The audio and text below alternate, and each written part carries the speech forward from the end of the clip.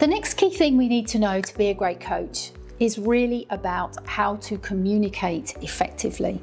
And this, I think, is at the very heart of great coaching, is advanced communication skills.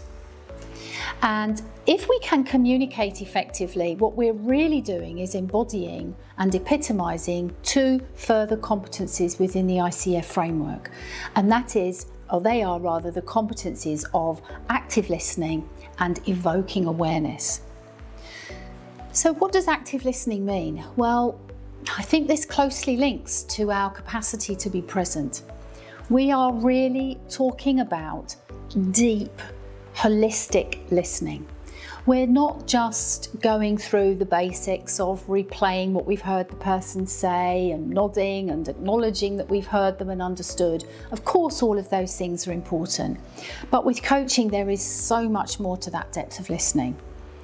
How are we listening for congruence or mismatch in what the client is saying as opposed to their body language when they're saying it, for example? Or how are we noticing their tone of voice compared to the energy that they are displaying when they say those words? What do their words really mean for them?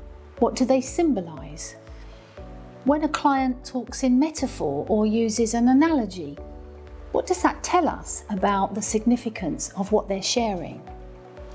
So with listening actively, we are really listening holistically. And again, not just necessarily in that coaching session.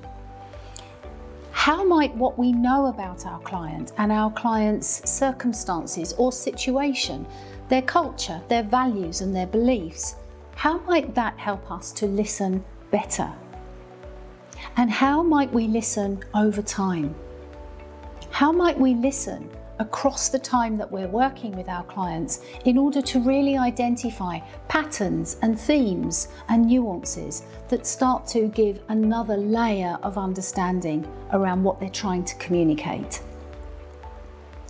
And then we have evoking awareness, which is really what the listening is for. We're listening deeply in order to then respond in some way, whether it is with an inquiry, an exploration, a question, a thought-provoking challenge, something that we are then bringing into the coaching conversation to use that platform of listening to really evoke and trigger new thought, new awareness, new insight. Once the client then has expanded awareness and insight, they then have the possibility for more choices around their actions moving forward.